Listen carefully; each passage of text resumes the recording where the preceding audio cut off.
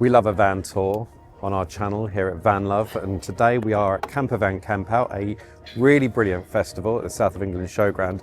And one of the vans here has totally blown my mind. If you wanted to design a van ground up and do everything differently, this is it. Come and have a look. There's one thing I would change, and that is the position of these light switches. So when I'm washing up, my hits it and turns the lights on and off.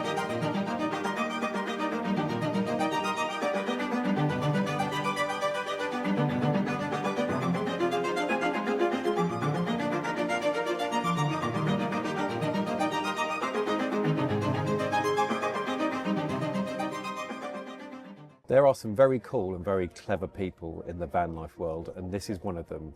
Say hello to Danny from Mantadeck. Hi guys, we all well? So Danny, your primary job is actually building roof racks, right? Correct, yes. Right, and I'm right in saying a little while ago you decided you were going to go full time. Yep. In a van. Yep. And you got a family? I have two kids. They don't live with me full time, Yeah. but when we do spend time together, they love to travel, love to be outside playing. This is the perfect go anywhere vehicle. When you look at this van, you don't instantly think someone lives in it full time, right? Correct, yeah. We wanted like a stealth look, Swiss Army knife effect of a van. And the base vehicle is what? It's a MAN 4x4 3180. Yeah. Medium wheelbase. Sorry. Medium wheelbase, Medium right? wheelbase. So, and that's a 6 metre? Yes. Roughly, right. So you wouldn't normally, if you were going full time, put yourself in a van as small as this, right? Correct, yeah. And I mean, I'm leading this entire conversation because what you're going to do is show us around and how you've rethought every square inch of this van. But the real key thing, which you're going to talk us through, is how what you've done is use every square inch of the van in a really amazing way, Yep. rethinking so many elements, so you can practically live full time in the van, right? Yeah, correct, yeah. Who did the work? So we have James from Moss Adventure. He's the master craftsman. I don't know how you phrase it, but he did all the work in the van, the carpentry, the flooring, everything that you see in here. But Chris from Bespoke Solar, who designed the van. He did the actual design. He did the actual design. So Chris and James worked very closely, obviously. I had a few ideas that I wanted to put in, which Chris ignored. So, which in hindsight, I'm really pleased that I listened to him. One thing I really wanted was a fixed bed, but in a medium, it wouldn't have worked with this layout. And I'm so pleased I listened to Chris and James in that thought process. Normally I'd be the one to show you around the van on this channel, but actually there's some magic here, and the magician himself, Danny, is going to show you how this van's laid out. Check this out. So yeah, we did some very subtle exterior features, little snorkel, some really good BF Goodrich all-terrain KO2s on steel rims. I do like the look of alloy rims, but I'd take this off-road, and if I hit a rock I can straighten it out with a hammer on a steel rim. Got the CGL flares at the back and the sliding windows, safari windows with built-in privacy blinds and mosquito blinds, and then up there is the main product that we make, the roof rack. It's got 2 solar panels on, a rooftop deck and the max fan. First shower that we've got, a nice outside one. Just wash the dog off the bikes, kids mucky shoes, something like that. We've just got a nice simple external shower. Internal fill-up point, so nobody can be messing about if I'm in a random place. Drop-down table, so we can place stuff on it outside. I can cook outside on it. We've got a power point down here. Moving into the van. Slide out meter of an extra work surface. We have a 3 meter cooking kitchen. Storage. Everything's in its dedicated spot, no rattles in the van whatsoever. And then this is where Chris and James's genius come into its own. So we have a Yeti 45, nice cold drinks. The idea behind this is when we're at the beach or in the woods or anywhere like that, the kids can come, I can get my drink without bringing any muck or anything inside the van. This also doubles up as a seat. It's got 200 kilo runners, so if it's raining outside we can have 8 people sitting inside. So this is one of the seats. Here's my cooking area with the top bit out I have 3 meters of preparing. It's a gasless van, so it's all induction or air fryer. So we've got a single ring induction hob here, a really deep stainless steel sink with drainer, chopping board, and then lovely area here to prep. Under the sink storage, we put the soft handles on so you don't catch yourself when you walk past. You'll hit them and they'll just move around with you. Bin, cleaning accessories, some secret cupboard drawers, just with knickknacks in, cutlery drawer, my personal favourite cupboard, this one, pull it out, double drawer ninja. It's the only way, in my opinion, moving forward now. So really like that. Little cubbyhole for storage, but then this doubles up as a step for the Murphy bed to get in. We've got overhead storage here. We use Silhouette glasses, a kitchen roll holder, cups. Beauty of all this is it doesn't rattle. They stay exactly where they are when I'm driving. Makes more space out of the cupboard. I could use the space at the back and leave everything at the front. Really like that product. And then all my clothes are in different cubes, dotted about, nice and easy to get to. Plenty of space, deep cupboards. We then got this little area here. So, like I say, if I'm cooking, got this space, but then it doubles up into a number of things. The first one, this bar comes out, this comes up, gear bag comes out the way. We have a seat. We have 2 seats here, so it's just a bit of space. We have a panel here that we click and this comes out to make a desk. This has been designed to take Milwaukee pack-out crates and the Yeti Go Box 60. So you lift this up and there'll be stealth cleats onto there so they don't fall off when you're driving. Underneath here is a custom-made 120 litre freshwater tank. So we opted to make our own tank instead of getting the one that goes over the wheel arch, because in this application it gives us more space and easy to make the cupboard if it's a dead straight here, and the void between the wall and the tank is where we put our pump, our pre-filter, our post-filter. Everything's got isolators, it's all internal, so if I do go anywhere cold, or I can access everything in there from inside the van. Load track in the floor. We have a bike tray option, just if I am on my own. It's not in at the moment for this show. This here is the first main electric cupboard. So I've got 2 200 amp Victron lithium batteries, all the MPPTs, inverter and everything in there, and the rest of it's in there, fuse boxes and the main 3000 inverters there. The Murphy bed, I love, just pops down, all the bedding's there, literally takes that long to make. So to put it away, it's 10 seconds, top cushion underneath the bedding, pillows into the flare, pushes up, stands up, bedding away. In here, we have a cubby hold. So when I'm in bed, I just chuck my phone through here. There's a wireless charger, so it's on charge. I can access it from here or in here, depending on if the bed's up or down. Also, so I keep my pots and pans, my Truma and my Victron system. I didn't want to be able to see it during the day, so it's hidden away. Large fridge freezer, 90 litres, essential piece of equipment. I do like it in the middle, so I'm not having to bend down all the time. It's a really good height.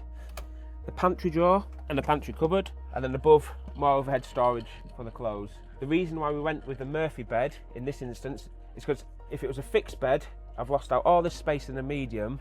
Everything is designed to be used for different scenarios. So if it's just me, I can leave it down. If I have my bike in, I can leave that in. But the majority of the time, I fold the bed up. I've got 3 meters of kitchen, loads more open plan, open space. It feels less claustrophobic. So this is the masterpiece bit. This is where a lot of the Swiss Army knife effect will happen. So this sofa has 3 or 4 different stages. So the first one being, we take the middle set of cushions out, which fit nicely underneath the bench there.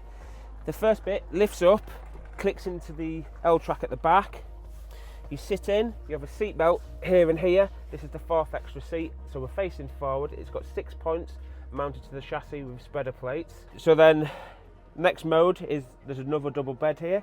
It sleeps somebody who's 6'8".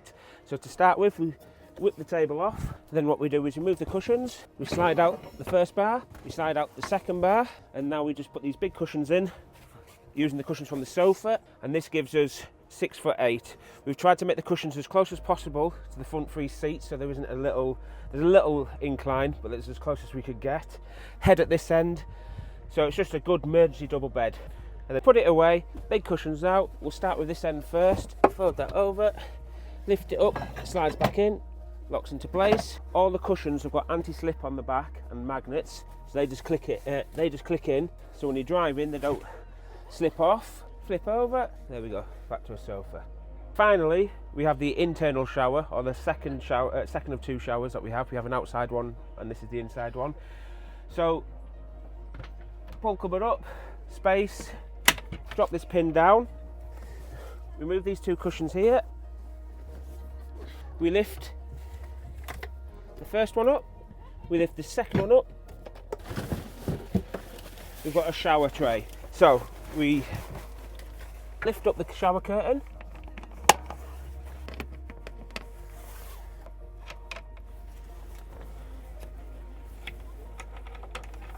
And there you have your shower. So the reason why we've gone with this option is it's a medium wheelbase van. I didn't want a permanent shower for two reasons. One is you have a shower once a day, 10 minutes maximum. With the footprint of the van, it's a big cubicle that is just either filled with stuff that you constantly have to get out to have a shower, and it's just a waste of space in my opinion. Doesn't mean it's right, I'm just giving you my opinion. So with this option, I can have a shower, I flick the heating on, there's a heating duct inside, it dries the shower out, the shower curtain, so I don't have to clean it. There's also a toilet that you can use if you'd like it or not as an emergency toilet. And then second thing is, the kids' wet clothes, towels, it's a drying room. Also when I'm having a shower and when we're cooking, everything gets sucked up by the max fan. So any condensation, anything like that goes straight out. That's why it's all tied in to the front. Ingenuity from Chris and James to come up with this space-saving shower. It takes 3 minutes to set up, and that's a small compromise for the fact that when it's down, I have a lovely sofa and an open plan van. Another great feature about this shower is the fact, because we've put it on the lid of the cupboard door, it means instead of being 400 by 600, it's actually 600 by 600. And if you actually think about how you have a shower, your bottom half doesn't have elbows, so it can technically be narrower at the bottom. So if I'm stood this way in the shower, I can have a full shower and the shower curtain's not touching me. There's quite a lot of space in there. Also, it vents straight out, there's no condensation. Leave it in, finish the shower, get out, dry, flick the dryer on, and it dries everything for me. It takes seconds to pull down. It's clip, clip, clip, clip. And then now, I've gone from having a shower to being able to have a lot more open space. Don't feel claustrophobic again. So we opted for the safari style window. Obviously I like to cook, it rains a lot in the UK, so we don't want a sliding window because it'll rain straight into the onto the induction hob. But we've got 5-point lock.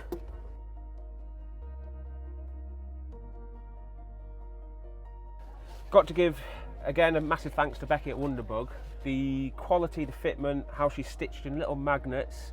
So for example, for the Max fan, where we've mounted it to the roof, she's stitched a magnet in, and it's just literally as simple as that. Goes for the front windows, the flare windows. We also have this beautiful cab divider.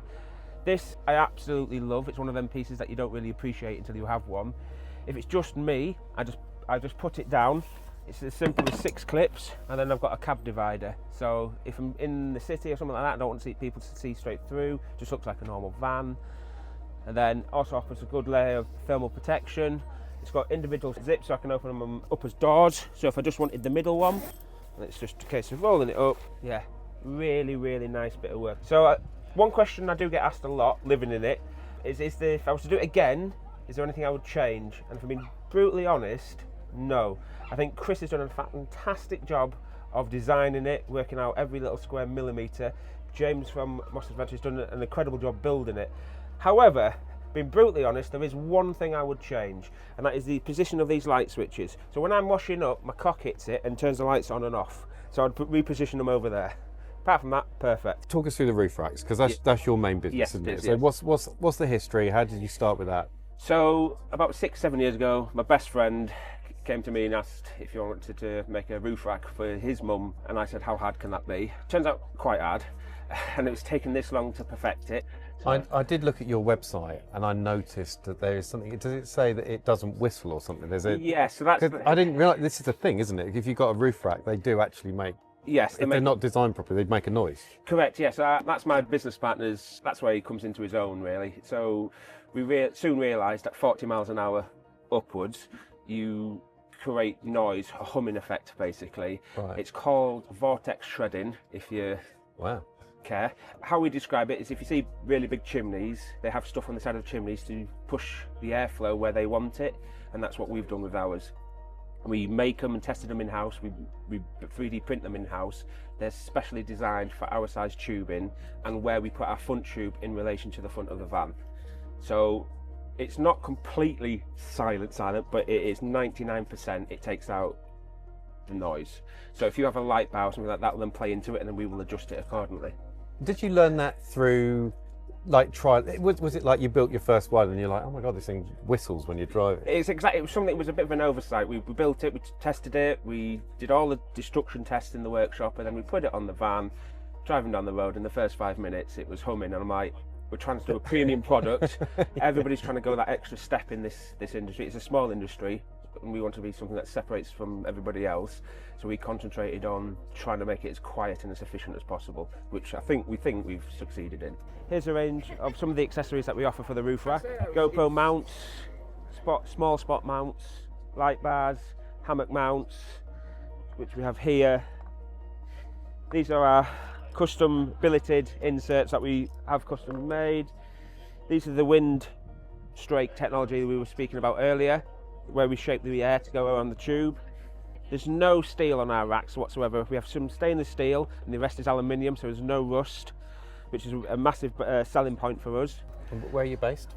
We're based in York. Which is handy because it's just down the road from Vanlove Festival. Yes, which we'll be attending this year. There you go.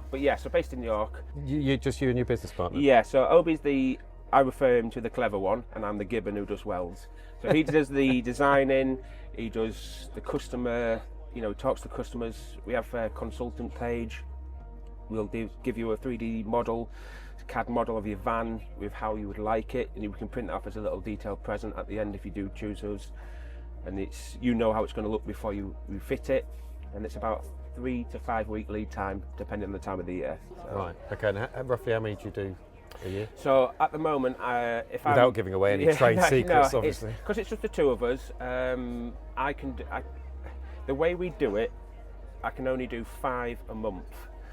So it's still quite a lot. It's quite a lot, but if you look at the other people in the industry, they can do a lot more. What differentiates us from everybody else, we believe, is it's tubular. It's a very hard material, and it's aluminium. It's a very hard material to work with. But in our design phase, we put an infrared camera on, so we worked out where all the heat and the distortion was. So we have a tacking process, a welding process, a cooling down process. So every 2 inches of weld we do, we have a certain meterage of the rack. I have to go to the next spot. We are known for our jig. We spent 2 years making a very special jig for the roof rack. So that takes a lot. It's a very efficient way to do it, just not at the start. For something that looks like it's a bunch of scaffold bars stuck together, there's a lot more thought process behind it, right? Yeah, correct, yeah. Thank you so much to Danny from Mantadeck for giving us a tour of his van. I think it's totally amazing. What do you reckon? Let us know in the comments below, and thank you so much for watching. We will see you in the next Vanlove video. For now, see ya.